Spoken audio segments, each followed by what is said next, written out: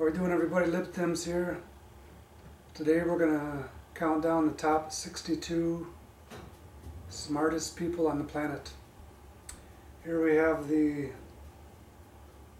historically top 2,000 geniuses and minds, some of them pictured here.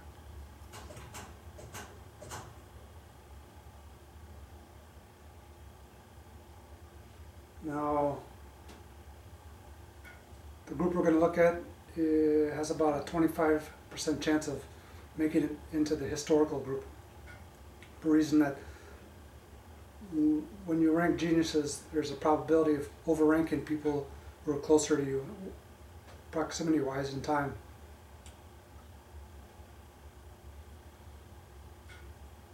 So if we scroll down here, this is all on hmopedia.com.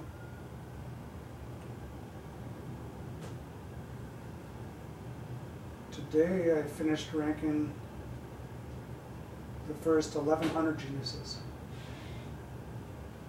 shown here, and this project started in 2008, so it took 12 years to rank 1,100 geniuses properly. So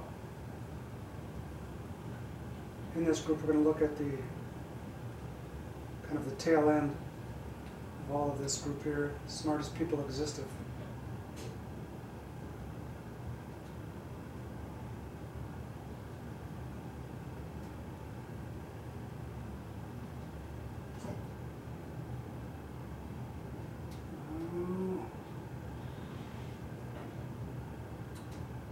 This is the second series of YouTube videos on smartest people ever.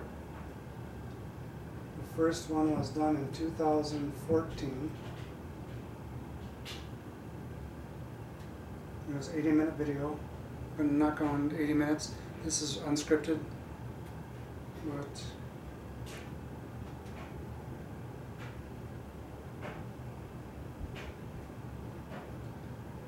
just to give us a little taste.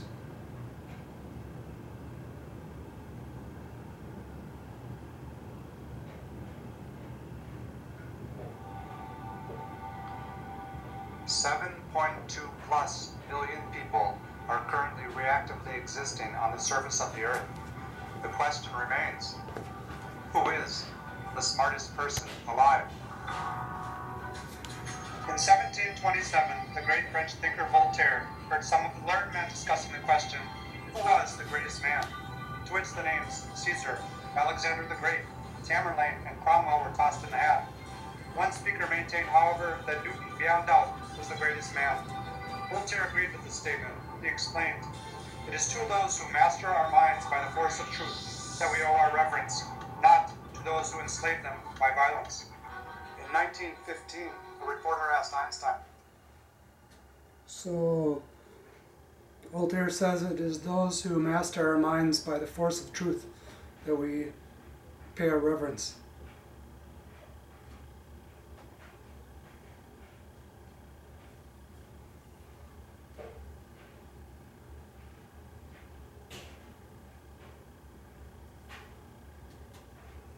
So now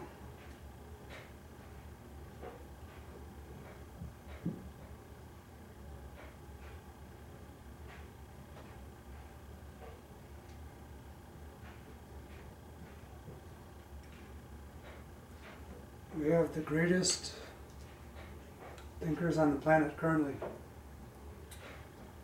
Now, the point here to make is we don't call this video smartest person alive. We call it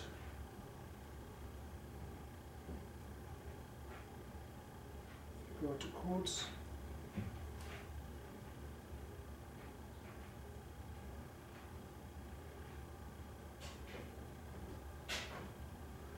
The smartest person alive would know they are not alive. This is a mental note from 2014. We're not going to get into that. We're going to stick to the program.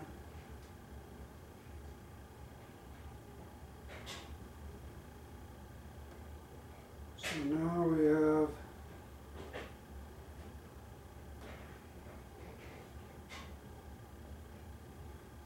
Greenberg is number one.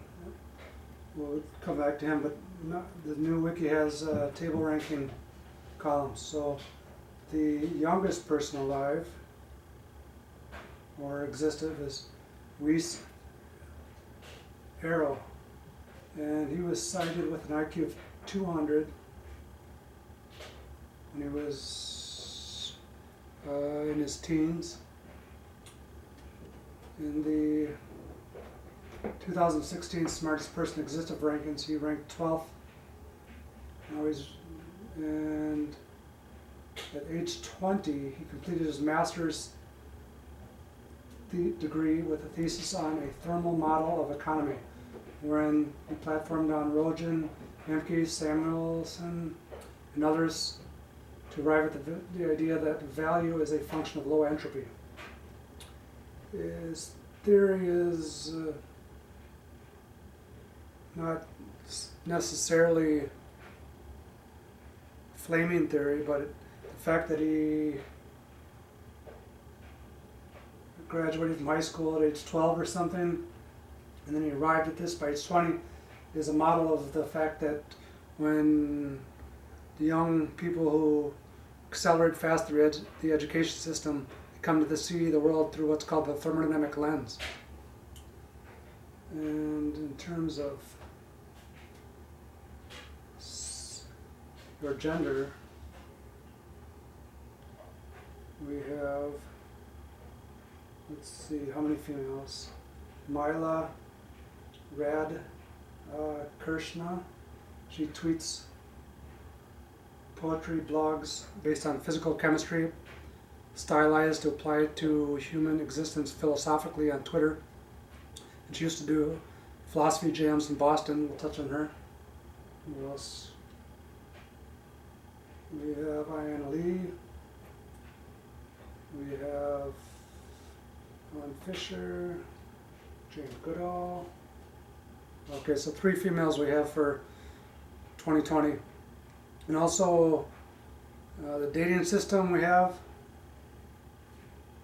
it's not 2020 anymore, it's 65 Anno Elementium, or 65 years since elements were first seen by human eyes. This is a new secular dating system reason in HMOpedia. It's been employed in about 100 plus articles, and almost all of the geniuses now are, the top 1,000 geniuses are being redated according to this scale. Let me just see what I mean here. If we go to top 2,000 geniuses and minds, we go to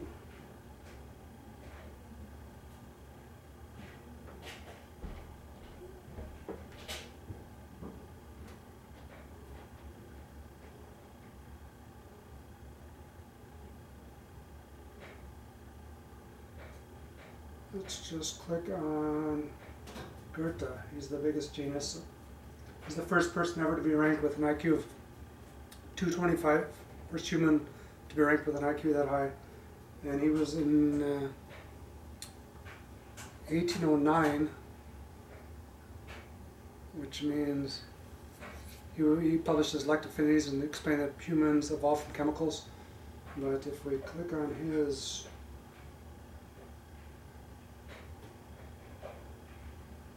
come down here, so Goethe was born.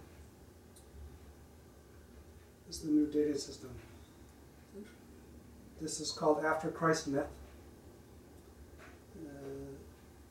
He was born, or chemically synthesized, 1749 in the Christ myth, the calendar dating system, or he was in the new dating system. He was born 206 years before elements were seen by humans, and he ceased to exist in 1, 2, 3 before elements were seen by humans. And all before this time, he explained that humans are elements, or atoms, metamorphosized, as he called it.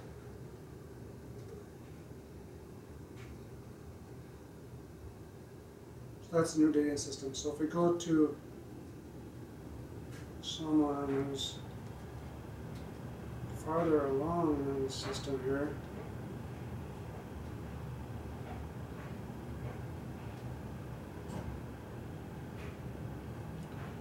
For example, Percy Bridgeman. He is genus number 51. He was born or chemically synthesized 73 years before elements were seen by humans, and he ceased to exist 6 years after elements were seen by humans. So we'll just take a look at these new symbols here so we can get ourselves on track. So this is more important than talking about the top, whoever is thought to be smart right now. So here's the new data system. And October 11th, Erwin Mueller drew his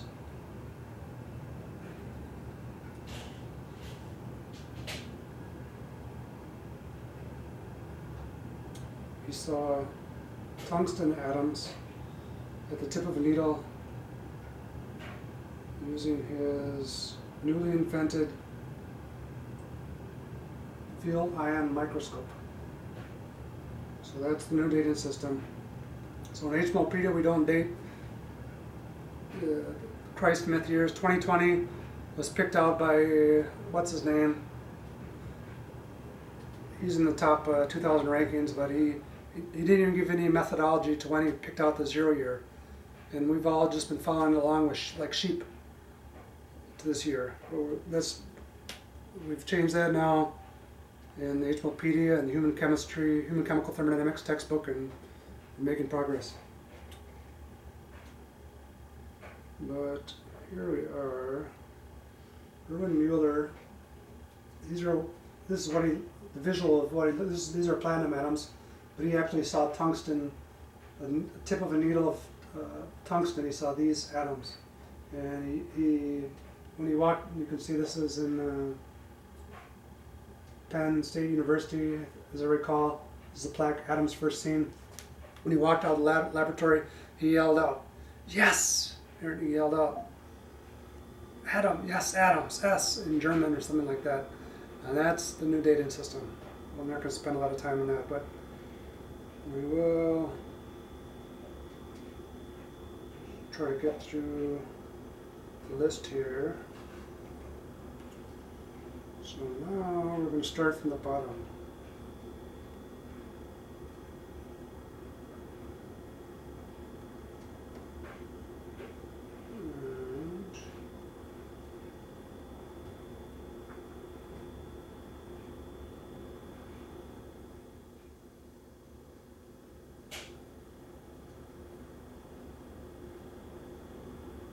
Okay.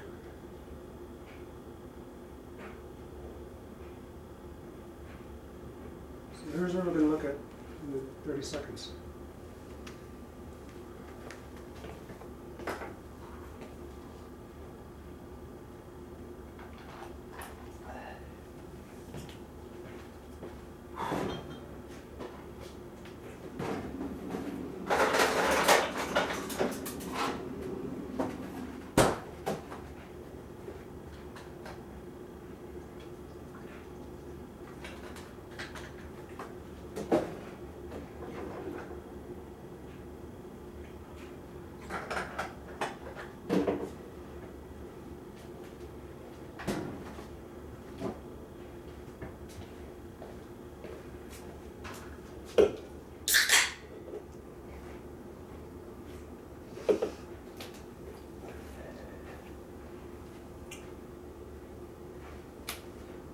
Alright, so in genius studies, smartest people existive, aka smartest people alive, in colloquial defunct speak, or top existive minds, is the existive, aka the live counterpart to the historical top 2,000 geniuses and minds.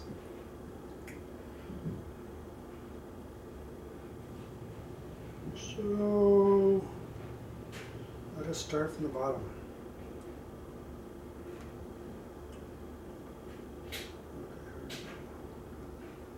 Discussion.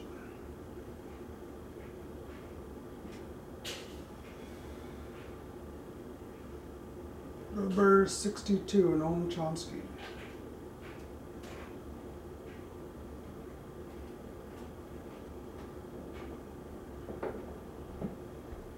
He is ranked as the ranker of greatest minds of all time, currently number 279. This has been voted on by something like 500,000 people. This is what's called the popular vote. Now, in the Becker 160 rankings, he is, which is a meta-analysis of 20 different genus ranking lists. He recurs on 2 lists. He's ranked 150. In Simmons Scientific 100, he's 71. And in 2014, when we did the video, he was ranked 10th. So now he's down to 62. So you can see, when you rank people closer to you, sometimes you feel the flame is larger than it actually is. This is kind of something you have to keep in mind.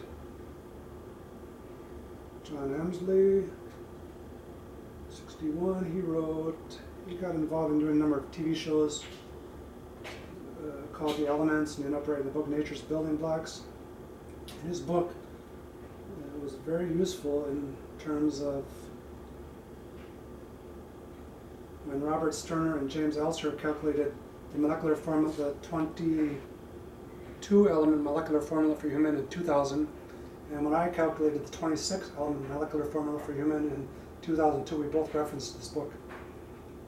So he's maybe not a genius, but he certainly had a certain amount of foresight in what he was doing with his time. Mark Zuckerberg, we've all seen the movie The Social Network. Seems like he's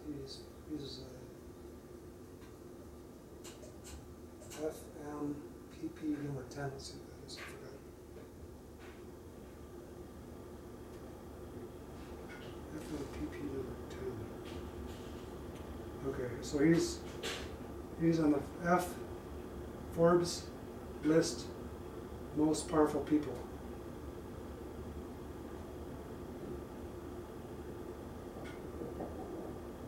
So Zuckerberg,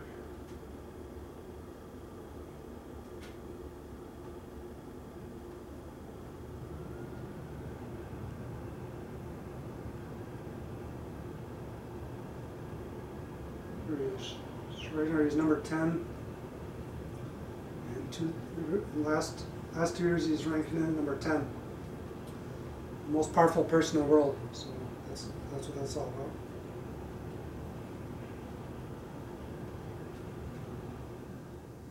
Number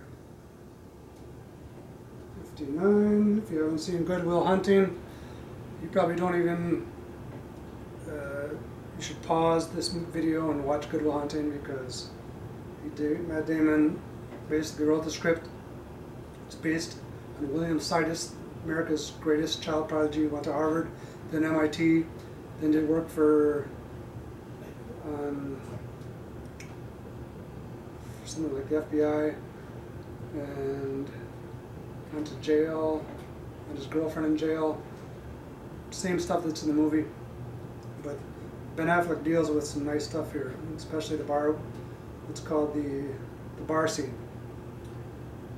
This guy rips into him and he says, this guy's the smartest guy in America. He could basically solve everything: chemistry, not music, physics, literature. He memorizes quotes from books. You can read a book in like an hour. So this guy says, yeah, so what? You're smart. And he says, but at least I'll have a degree from Harvard, and you'll be serving my kids fries on our way to a skiing trip. This gets into the question of Vanity, which goes back to the Faust legend. It's 500 years old, which used to be a puppet play in Germany, which is, once you realize you can, if you have a certain minimum mental capacity, that you can go through all the levels of education, into whatever job you want, make as much money as you want, you get to the point where you ask the question why, and you'll get caught up in what the vanity question, and that's what this is all about. Number 58, Paul Allen. He founded Microsoft and Bill Gates. Luis Arrow, we've talked about him.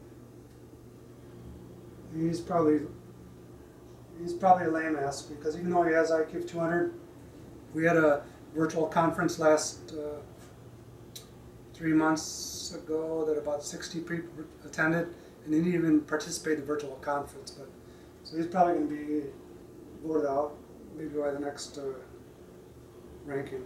Okay, Vincente Gera. He's not necessarily.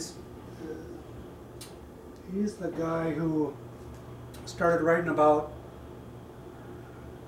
It's going to be difficult for me to explain quickly, but he is the person who started arguing against chemical teleology in American chemistry textbooks. So he analyzed something like a dozen or half a dozen American chemistry textbooks, and he found that all these examples of where we're anthropomorphizing are examples to students of chemical reactions.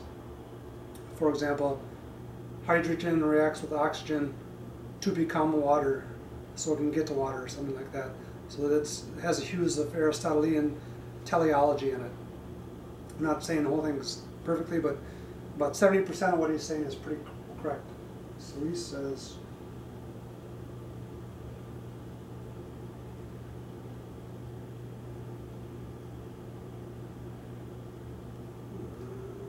the error in what he says is that there is no drive to attain a new equilibrium state, whereas Bertrand Romer says there are driving forces. There are drives in biological, physical, and socioeconomic phenomena. So who's correct here? Romer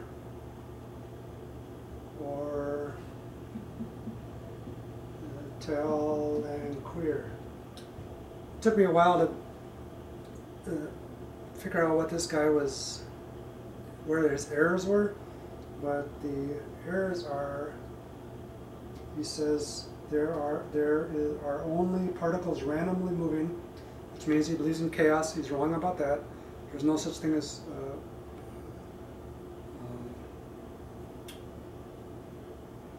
what's the word? There's no such thing as randomness.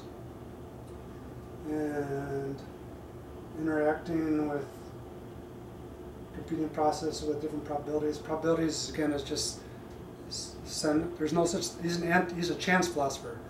So the anti-chance philosophers are the ones who are the higher geniuses. So he's a lower genius, but nevertheless, one of the more smarter people on the planet right now. Steven Pinker, he wrote the Blank Slate, Modern Denial of Human Nature. So I still haven't read this book, but he keeps popping up all the time. I watch his YouTube videos. He sounds very intelligent, and he's ranked up pretty high on a lot of different scales. Supposedly,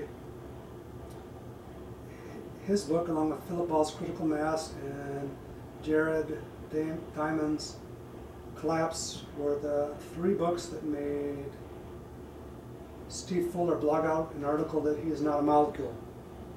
So whatever he's writing there has to be pretty good. Ferris Jaber, he wrote the...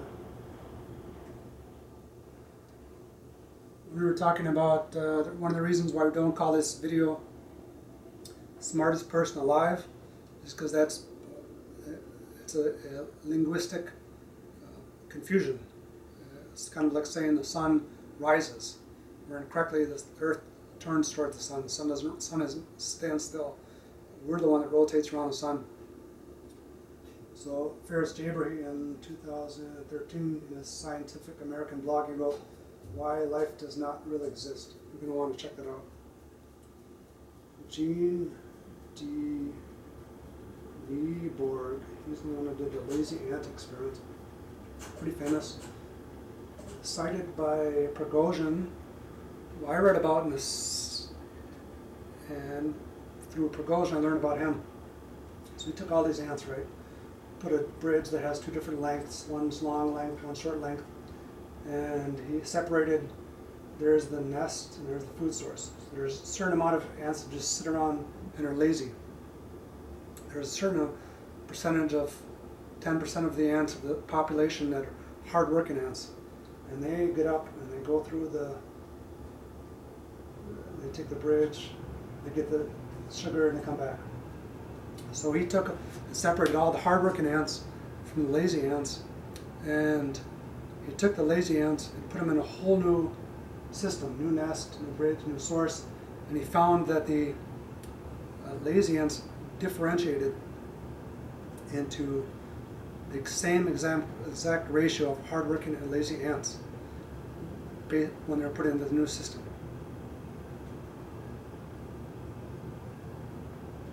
Here's Myla Krishna, and she's got something like, she started blogging and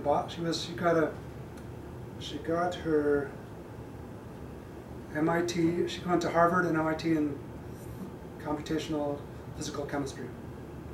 And she went to the Harvard called Poetry Jam Sessions, started rapping in terms of chemistry to these people in these poetry rooms. She got better at it. She published a bunch of books. So if you read her, you have to dig through what she's saying is correct or false. But she talks about free energy, bonds, activation energy, or children, and a lot of stuff you can learn from her. Let's just impromptu look at her Twitter page and see what she's all about. Just show you I'm not making this up, whatever. So here she is. She wrote something. She wrote the Couch Potato, 2003, Atomic Romances, 2011. So if we go down here, so here we are. This is one of her quotes.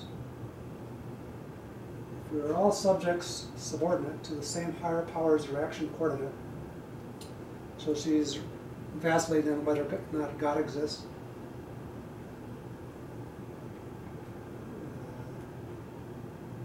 This is a reaction coordinate. This is the free energy. This is the reactants, products. We go through this.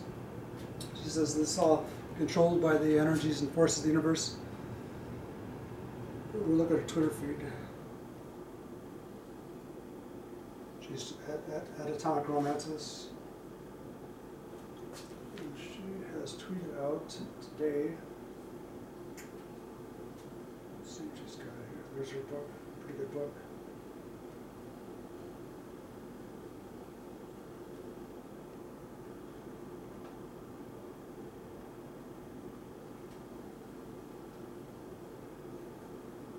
Days ago. May our hopes for the next year be our favorite presents with lasting excitement like phosphorescence.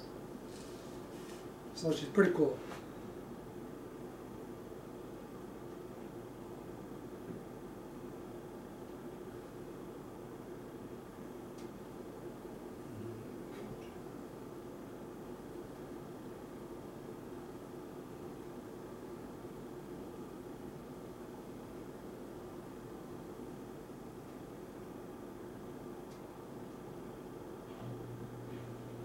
Alright, so we made it through 52. We pause for 30 seconds and we're going to speed through the next 50 really fast.